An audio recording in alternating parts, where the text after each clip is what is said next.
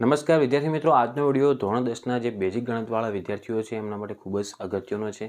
કારણ કે અગાઉ આપણે પ્રકરણ 2 એટલે કે બહુપદીના બે ગુણના વિભાગ બી માટે મોસ્ટ એમપી આપ્યા હતા. એની અંદર આપણે ટોટલ 3 દાખલા ગણાવ્યા હતા અને એની અંદર તમને કીધેલું હતું કે જો તમે કોમેન્ટ કરશો તો આપણે પાર્ટ 2 પણ લઈશું, કારણ કે ટોટલ 5 દાખલા આપણે આપવાના હતા. તો આજનો વિડીયો આપણે પાર્ટ 2 છે, જેની અંદર આપણે ચોથો અને 5મા નંબરનો દાખલો ગણવાના છીએ. અગાઉનો વિડીયો તમે ન જોયો હોય તો એની લિંક તમને વિડીયોની નીચે ડિસ્ક્રિપ્શનની અંદર મળી જશે, તો એકવાર જઈને જોઈ નાખજો. ઓકે, ચેનલની અંદર જો પહેલી વાર આવે તો ચેનલને સબસ્ક્રાઇબ કરો, બેલ આઇકન દબાવો, જેથી આ યુઝફુલ વિડીયો તમને સૌથી પહેલાં મળતા રહે. ધોરણ 10ના તમારા જેટલા પણ મિત્રો હોય એમના સુધી પણ આ વિડીયોને જરૂરથી શેર કરજો. વિજ્ઞાનના પણ મોસ્ટ એમપી આપેલ છે, બેઝિક ગણિતના પણ આપેલા છે, વિભાગ વાઇઝ બેઝિક ગણિતની અંદર કયા કયા પ્રકરણ કરવા એનો પણ આપણે વિડીયો બનાવેલ છે. એ બધા જ વિડીયા તમને નીચે ડિસ્ક્રિપ્શનની અંદર પ્લેલિસ્ટ ઉપર ક્લિક કરશો લિંક ઉપર તો તમને મળી જશે, તો એકવાર જઈને જોઈ નાખજો. ઓકે, આજે આપણે હવે ચોથા નંબરનો અને 5મા નંબરનો મોસ્ટ એમપી દાખલો જોઈશું. કારણ કે જુઓ, આ માર્ચ 2022ની અંદર પૂછાયેલ દાખલો છે અને આ 2021ની અંદર પૂછાયેલો દાખલો છે. અને ખાસ 2 ગુણના દાખલા તમારે ટોટલ 2 આવશે. માની લો તમને 12 પ્રશ્ન આપેલા હોય અને અંદરથી કીધેલું કોઈ પણ 9, તો બહુપદીના 2 દાખલા હશે, પ્રકરણ 2ના 2 દાખલા હશે, 2 ગુણના, એટલે તમારે 4 ગુણ મળશે. એટલે તમારે આ પ્રકરણ અને ઇઝી પણ છે. આની અંદર હું તમને સોલ્યુશન કરાવીશ તો તમને કમ્પ્લીટલી આવડી જશે. પણ તમારે કરવાના કયા દાખલા? એક તો જુઓ, શૂન્યનો સરવાળો ગુણાકાર આપેલો હોય તે પરથી દ્વિઘાત બહુપદી મેળવો, એક એ દાખલો તૈયાર કરવાનો, અને શૂન્યો શોધવાના હોય એ રીતના દાખલા તૈયાર કરી નાખવાના. ઓકે, તો આપણે પહેલાં ચોથા નંબરનો દાખલો જોઈશું, જેમાં રકમમાં આપેલ છે કે દ્વિઘાત બહુપદી px બરાબર x² + 7x + 10ના શૂન્યો શોધો. આપણે શૂન્ય શોધવાના છે. તો જુઓ, પહેલાં દ્વિઘાત બહુપદી લખો. હવે આમાં શૂન્ય કઈ રીતના શોધવાના? આપણે જે મધ્યમ પદ છે એનું વિભાજન કરવાનું. તો એના માટે જે અંતિમ પદ છે એને પ્રથમ પદનો સહગુણક કોઈ ના હોય તો 1 વડે તો ગુણવા જ પડે. તો આપણે 1 વડે ગુણી નાખો, એટલે કે 10 × 1, એટલે 10 એકા 10 થવાના. હવે 10ના એવા અવયવ લેવાના જેનો સરવાળો કરો કે બાદબાકી કરો પણ જવાબ આટલો આવવો જોઈએ, વચ્ચેના પદ જેટલો, એટલે કે 7 થવો જોઈએ. તો પહેલાં 10ના અવયવ શું આવશે? એક 10 એકા 10 આવશે અને એક આવશે 5 દુ 10. હવે જો 10માંથી 1 બાદ કરો તો 9 વધે, 1 ઉમેરો તો 11 વધે, તો એ તો આવશે નહીં, સીધે સીધું દેખાશે. 5 ને 2 કેટલા થાય? 7x થાય. તો આપણે આરે 2 અવયવ લેવાના રહેશે. તો પહેલાં આપણે લખીશું x² એમનો એમ રાખો. હવે મધ્યમ પદ વિભાજનનો મતલબ શું? કે હવે આ બીજા નંબરનું જે પદ રહ્યું વચ્ચોવચ્ચ મધ્યમ, એના શું કરવાના? 2 ભાગ પાડવાનો, વિભાજન કરવાનું. હવે જો 5 વધ્યા છે એટલે વત્તા એમને એમ રાખું તો 5x આવશે, કારણ કે એનો સહગુણક x છે, અને બીજા શું આવશે? વત્તા 2x, કારણ કે જુઓ હવે 5 ને 2 કેટલા થઈ જાય? 7x થઈ ગયા. ખાલી આપણે એનું વિભાજન કર્યું. હવે લાસ્ટમાં વધશે કેટલા? 10. હવે શું કરવાનું? આ બંનેમાં કોમન લો અને આ બંનેમાં કોમન લો. યાદ રાખજો, જે તમે આ બંનેમાં કોમન લેતા કાઉન્સની અંદર જે વસ્તુ છે એવું ને એવું સેમ ટુ સેમ આ કાઉન્સમાં પણ વધવું જોઈએ, ન કે તમારે ક્યાંક ભૂલ છે કોમન લેવામાં, એ માની લેવાનું. હવે જુઓ, આ બંનેમાં એક જેવું શું છે કે x આપેલો છે, તો આપણે x કોમન લો. અહીંયા x ડબલ હતા, જુઓ x ગુણ્યા x કરીએ ત્યારે x² થાય. તો આપણે એક x અહીંયા જ લીધો ને એક x અહીંયા જ લીધો, એટલે 12 x લઈ લીધા. હવે કાઉન્સમાં વધશે કેટલા? એક x વધશે અહીંયા, પ્લસ અહીંયા કેટલા વધશે? 5. એમના એમ રાખો. હવે આવું નવું કાઉન્સ સેમ ટુ સેમ અહીંયા આવવું જોઈએ.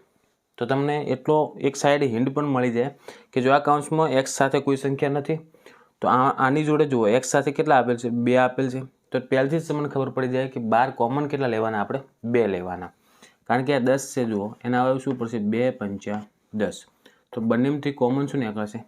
2 જ નીકળશે. તો પ્લસ 2 કોમન લઈ લો, અહીંયાથી 2 નીકળી ગયા એટલે કેટલા વધશે? હવે x પ્લસ અહીંયા જુઓ 2 નીકળી ગયા એટલે કેટલા વધશે?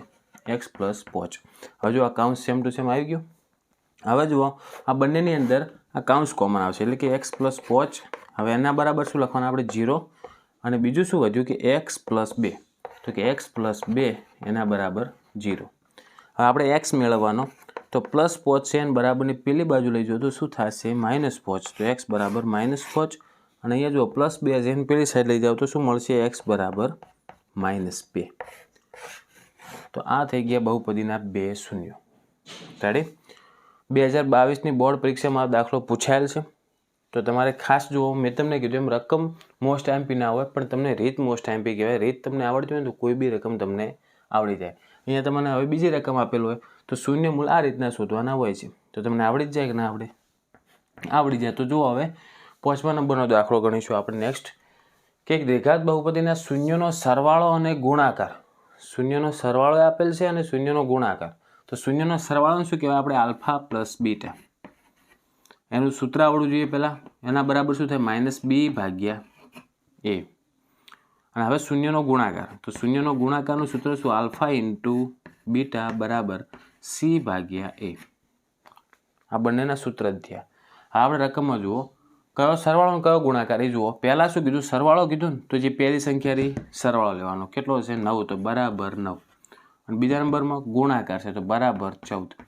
તો તે પરથી આપણે દ્વિઘાત બહુપદી મેળવવાની. તો દ્વિઘાત બહુપદીનું પહેલાં તમારે બેઝિક ફોર્મ તૈયાર કરી નાખવાનું કે ax² પ્લસ bx અને પ્લસ c બરાબર 0. તો જે અહીંયા b a અને c લખેલ રહ્યું ને એ શું છે? એક્સના વર્ગનો, એક્સનો અને અચળ પદી સહગુણક છે બધા. ઓકે, હવે જુઓ કે -b ભાગ્યા a બરાબર એકલા 9 છે. છેદમાં કેટલા હતા? a હતા. તો એની જગ્યાએ આપણે 1 લઈ શકીએ. ક્યારે? બંનેમાં સેમ ટુ સેમ હોય. તો જુઓ અહીંયા પણ છેદમાં કશું નથી, તો બંનેના છેદમાં a આપેલ છે, છેદ ડાયરેક્ટ જવાબ આપેલ છે. તો આપણે શું લખીશું? a બરાબર 1. તો એની કિંમત મળી ગઈ. તો હવે તો સિમ્પલ છે. બીમાં ખાલી ખાસ તમારે ધ્યાન રાખવાનું છે કે જો બીની કિંમત કમ્પ્લીટ સરવાળો એનો પ્લસ આવે તો સમજી લેવાનું કે બહુપદીની અંદર એની કિંમત કેવી હોય? માઇનસ હોય. અહીંયા જો પ્લસ હોય તો આપણે બહુપદી લઈશું અહીંયા, તો અહીંયા પ્લસની હોય, શું હશે? માઇનસ હશે. તો b બરાબર 9 છે, એની જગ્યાએ કેવા આવશે? -9. અને c તો જે આપેલું હોય સેમ ટુ સેમ લખી નાખવાનું, 14. a, b અને c ની કિંમત મળી ગઈ. હવે શું કરવાનું? આપણે a છે એની જગ્યાએ 1 લખો અથવા ના લખો કોઈ ફરક પડતો નથી. તો x². હવે જુઓ પ્લસ કરો કે માઇનસ, તો b ની કિંમત જુઓ માઇનસ છે, તો માઇનસ b ની જગ્યાએ 9x પ્લસ c ની જગ્યાએ કેટલા આવશે? 14. તો આ મળી ગઈ આપણને દ્વિઘાત બહુપદી. તો આ બંને રીતના દાખલા ખાસ પૂછાતા હોય છે, તો અગત્યના છે. તમે વધારે આવા પણ દાખલા હજી રકમ જોઈને પ્રેક્ટિસ પણ કરતા રહેજો. ઓકે, આશા રાખું છું મિત્રો આ વિડીયો તમને એકદમ યુઝફુલ થયો છે. તો પ્લીઝ વિડીયોને લાઇક કરજો. અને જો તમારે નેક્સ્ટ પ્રકરણ 5 એટલે કે સમાંતર શ્રેણીના પણ જો આવા 2 ગુણના મોસ્ટ એમપી જોતા હોય તો કોમેન્ટ બોક્સની અંદર કોમેન્ટ કરજો. જરૂરથી આપણે વિડીયો બનાવીશું. ઓકે, ચેનલને જો સબસ્ક્રાઇબ ના કર્યું તો તરત જ સબસ્ક્રાઇબ કરો, બેલ આઇકન દબાવો, જેથી આવા યુઝફુલ વિડીયો તમને સૌથી પહેલાં મળતા રહે. ધોરણ 10ના તમારા જેટલા પણ મિત્રો હોય એમના સુધી પણ આ વિડીયોને જરૂરથી શેર કરજો. ઓકે, હવે મળીશું આપણે નેક્સ્ટ વિડીયોમાં. Thank you so much for watching my videos. Thank you so much.